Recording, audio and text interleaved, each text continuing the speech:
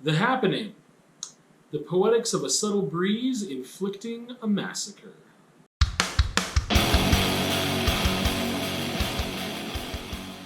All right, here we have The Happening. It is an adventure, thriller, horror, maybe apocalyptic. Was written and directed by M. Night Shyamalan. We have Mark Wahlberg, Zoe Deschanel, John Leguizamo starring. We've got some other people as well. Came out in 2008. It is a movie that I've seen a couple times, and I enjoy it, and I'm going to tell you why. There will be spoilers. I feel like I can't really give a full summary or entice you to see it. I'm going to try my best to entice you to see it without spoilers, obviously, because I hate spoilers, but I can't talk about it fully and completely without giving spoilers, whereas sometimes I can tell you what I really love about a movie without telling you spoilers or the ending, but in this case, I can't. So there will be spoilers eventually, but I will let you know. So, it is creepy, a little hokey, fresh, taboo, visceral, scientific. Basically, to give you a summary, there is an event happening, and it is fatal. People are dying, and nobody knows why. There's some theories, but they can't figure it out. They don't know the cause of it. People are trying to scramble and just save their lives, and other people are trying to solve the problem. Some people are trying to do both. We have a high school science teacher and a high school math teacher. They're friends. There is a little bit of, it's not like they're going to save the day and be the heroes type of thing, unlikely heroes type of movie, but there is a little bit of their brains and their background and them working through, trying to figure things out. But basically, I don't know how much I can tell you without spoiling anything, is that we have an event that is happening, and people are running for their lives. They don't know what's going. They don't know where they're running to is the best place. They don't know what they're running from, other than death. That death is befalling people on a massive scale, and they don't know why. I will tell you that I usually don't watch trailers.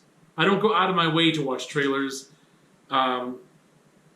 That a lot of times a little blurb on Netflix or the pictures, the title, who's starring in it, who's directed or written it, those things will entice me, and I'll try to look up the bare minimum as possible to see if I want to see it. And when this came out, I think that was the case as well. I don't think I saw a trailer for this, but I might have. I just can't recall. But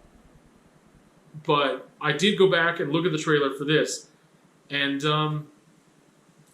it definitely was cut in a way that is very horror, but it's one of the things that on IMDb it doesn't list it as a horror. It's just an adventure thriller, and I thought that was interesting. I would say it definitely fits the horror genre, and especially if you're wanting something a little different. It's really, I'm trying to think of ways that I can give you a summary of the movie without giving you spoilers. And it's just that there's this thing that's happening and people are dying and it's scary and people don't know what's going on. And so you're just along for the ride. And the trailer doesn't give you a lot of information either. So, because I was trying to model, well, what does the trailer give you that I could talk about that won't be a spoiler, because they're not going to give you spoilers in the trailer. And there's really nothing else than what I've said. It's just very visceral and visual, obviously, in the trailer that I can't do for you here. So, I will tell you that there's a little bit, it's a little bit of a thinker, not a lot. Emotionally, what it did for me, I can't tell you all the details until I give you the spoilers.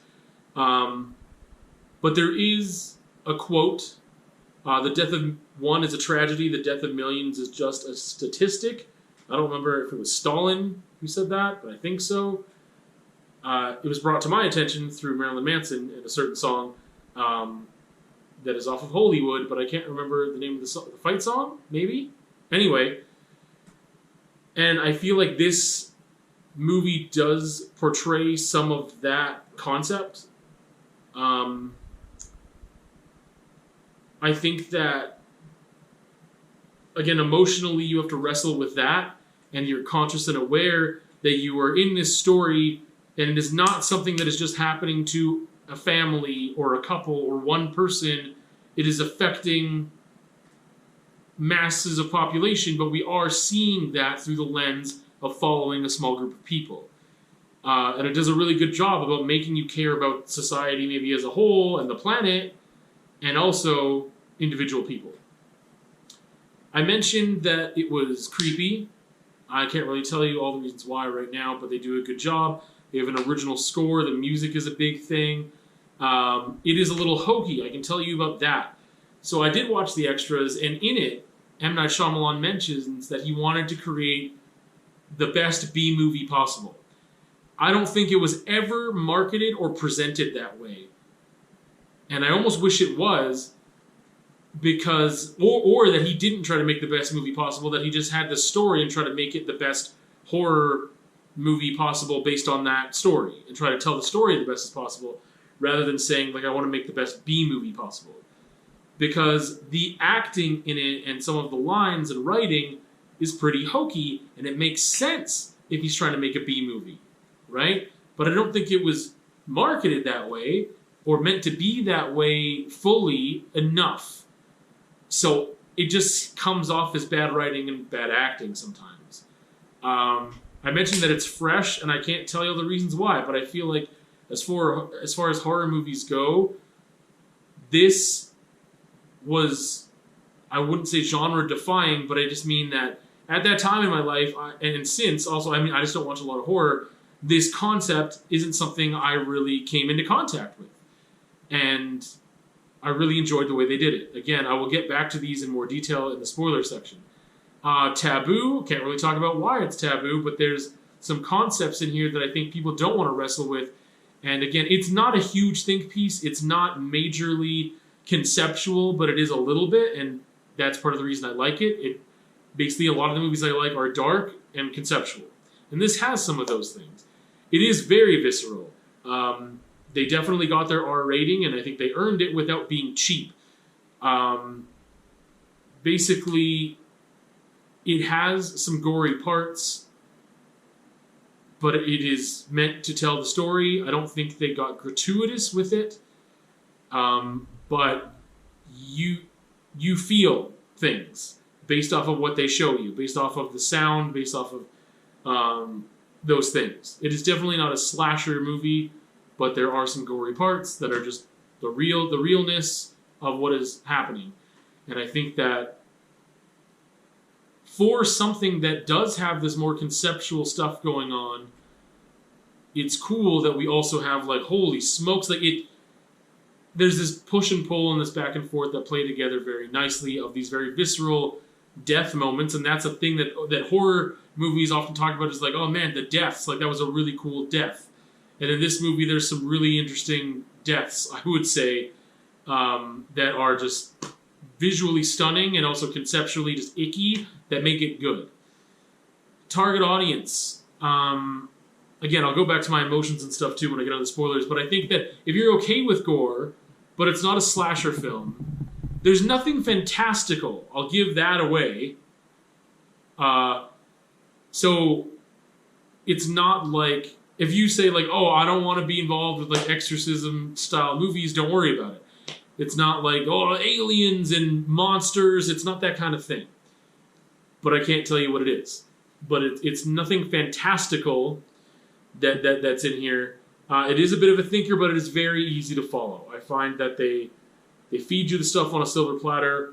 You kind of know what's going on. You don't necessarily, you're not able to necessarily predict every move in advance, but there's no crazy, shocking, amazingly blow your mind twists either. But it's good. It is solid. I would say that it is made for more entertainment than it is for any other type of function. However, again, there are some conceptual things that we will get into. I think that it presents the question of the butterfly effect a bit, and that is interesting. which is why I mentioned at the very beginning the poetics of a subtle breeze inflicting a massacre, which, again, they'll be clear in the spoiler section if you get there, but if not, go watch it and then come back to this. Where would I place it on the shelf? I would say mid-high. And I would do that because it's not conceptual enough. It doesn't lean into that hard enough. And it has this bit of a B-movie, kind of poor acting, lines, hokiness to it that I wish it didn't have. I wish it just was better writing, better acted. And I'm not saying that the actors were the problem. I'm saying that maybe the direction of how the acting was supposed to go was the issue. Because I have faith in those actors, definitely. It's just a little too hokey. But it does a good job of what I think a horror movie should do, which is that it should stick. It should stick with you, and that you're a little scared after the fact. That you go on with your day, and then something happens. Basically, like a good song is relatable to you. I think a good horror movie, or any piece of art or film or whatever, but I mean, specifically with horror movies, what I find that make them great or good or whatever, is that they stick with me. That later on in my week, something happens and I'm like, oh man, like, whoa, yeah, I forgot about the movie, but then that came back for a second because there's events that happen on a daily basis that you would interact with that recall you back to the film. And I think that is what makes really great horror movies, and that is something that is in here. I'm going to get into the spoilers now. This is Jazz Hands spoiler time. Okay, so one of the words I left out when describing the movie at the beginning that I wanted to say was that it's environmental. And I realized I couldn't explain that until we got here. Again, I'm having this feeling, and it's something that I need to work on as someone who reviews stuff, of like, how can I make this really enticing in the summary section of this before I get into spoilers? And with this movie, I just didn't know how. Which means I needed to spend more time on it, and I just need to reinforce that to myself to spend more time on those things, because it's just not enough. How else do I sell it to you? But I'm beyond that point now, and I'm just talking as I'm thinking about it, that I need to do a better job of that. So, basically, I'll have to go back to all those sections that I skipped over, but I need to tell you first. So, what is the happening? The happening is, at least the way I interpret it, because I don't think it's that ambiguous of an ending, is that the Mother Nature, the Earth, the planet, whatever you want to call it, the environment, has considered the human race a threat and is producing toxins that it then communicates and forces out into the air when it feels extra threatened by human existence, when there are too many humans in one spot, but also maybe the type of energy that humans are giving off. And it is forcing people, it is messing with chemicals in our brains that make our self-preservation kind of go the opposite way, and then you kill yourself. And that concept is it's pretty loaded. We've got this environmental aspect that I think is pretty fresh. And then you've got this taboo aspect of just suicide in general. And thinking about how those two things play together, I think is really unique, of how it's not like, oh yeah, the toxins get in there and you just drop dead. No, it makes you kill yourself, which is this extra creepy twist. See, and now I can get excited about it. Now that I can say enough, I can get excited about it. But I just found it really hard to get excited about it without telling you this, because I just really want to talk about this. Those two things, they're very separate, and when they combine, they're just really, really cool. Emotionally, it just did this thing for me, because you've got this notion of suicide in there. And you're invested in the characters, but beyond the characters, you've just got the human race in general, and then you're thinking like, well, when, yeah, we are the problem. We are a cancer. We are, we are a problem for Earth, and that we are destroying it and whatever, and all these things we know to be true environmentally, and our footprint and all this stuff, and that human nature has found a way to make us kill ourselves so that it can thrive again if we are wiped out. And I just think that's a really interesting concept, but also I don't feel like this is fantastical. Do I think this could happen? Probably not, because it probably would have already happened. But I just think that as a notion is really interesting. And it freaks me out a bit, because for a while when I like see a breeze and the trees kind of like blowing a certain way, I'm like, oh, the happening, whoa, like that's what I think of. And that just sticking with me is that thing that I'm like, man, that you interact the wind in nature on a daily basis pretty much, especially in Lethbridge. But I mean, it's just this thing of like, man, like you interact with the environment, not just your environment, but like nature on a frequent enough basis that I feel this is creepy enough. It's real enough that it is creepy, that it keeps coming back and can stick with you. And that, I think, is just what makes a great horror movie. What do I need to go back to here that I couldn't talk about before? I guess back into the importance and function. I think mostly it serves as good entertainment, but it does bring up this environmental aspect. It does bring up this question of what are we doing to the planet? What can we do better? I don't feel like it's very heavy-handed. That's just my personal belief. But then you have that butterfly effect thing in there too, of just like what we have been doing to the planet, and now things are coming back to us in this way, is really interesting. I think that's it. It's just I needed to get that spoiler out, but like those are really interesting concepts to me. I think they're presented in a very fresh way.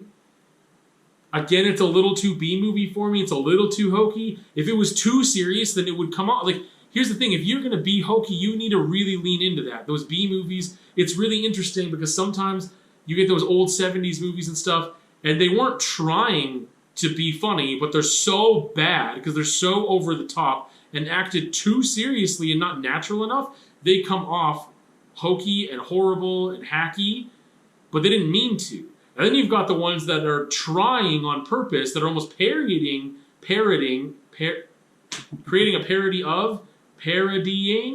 those over-the-top movies by going even more over the top, and they are successful in doing that, and that's its own genre. But this just isn't hokey enough. I wish it was just more serious. I wish it was just played more natural, more serious, and that the writing / direction for the acting was a bit different, in that we weren't having some of these hokey moments. One of them that I guess I wish it wasn't trying to inject as much humor. M. Night Shyamalan talks about how he has these actors in there that are so light to try to play off the balance of like, we've got this really dark thing happening, we need some lightness. And I get that, and I understand that, and it works, and it makes sense, and I have no criticism of that. I'll highlight one moment that's interesting and funny, but I just wish there wasn't that type of funny. You need some levity, you need contrast, but the way that he does it sometimes just didn't work for me. Having those characters be the levity and contrast was enough. Having, Mark Wahlberg's character not really want to take anything seriously, but trying to figure things out at the same time, and trying to come up with the answers, but trying to just alleviate his own anxiety by just not being super serious, that is real, and I get it, and I feel it. But then there's times where it doesn't make sense, and here's the one thing I'll point out, one scene. So they're knocking on a door, there's 5 of them, and I guess the other thing is mob mentality really freaks me out, so that's another thing. Oh man, there's so many cool deaths. I'll have to talk about those in a second too.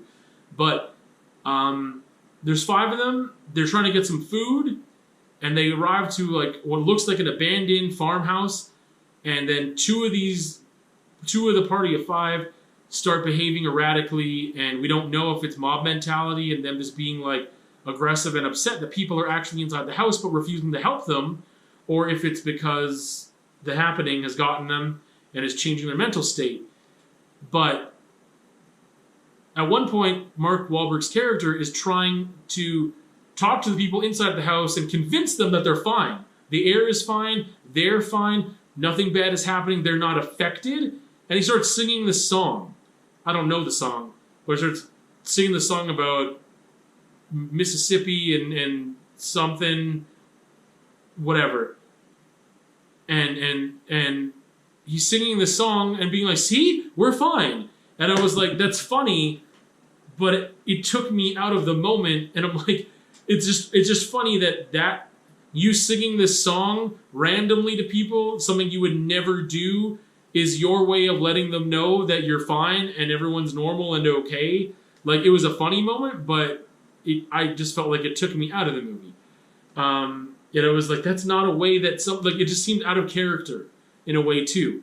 That, like, he's a scientist, he understands even the human condition enough by things we've seen that he should be able to gauge this isn't the way that you would alert someone to your healthy mental state. That this would actually do the opposite. Anyway, some of the cool deaths that I really liked. The initial, like, construction workers just, like, plummeting, like, throwing themselves off the building, like, that point of view and having them just falling slowly towards you, that, like, caught me in the gut. When you've got all the cars at a standstill, and then you realize the cop has shot himself, and then someone gets out and they use the gun, and someone else gets out and they use the gun, and just that really got to me, of just, like, that you know what's happening, that they're getting out of their vehicles one by one, they're gravitating to this weapon to kill themselves. Another one was the lawnmower.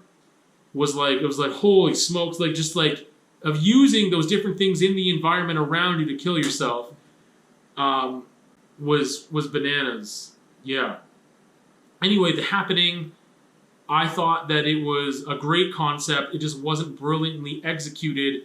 Could have done a little better with trying to find the vibe, I guess, and really executing it. And I felt like it was a little too in between, and thus it is not top shelf for me, but it's mid to high on my shelf.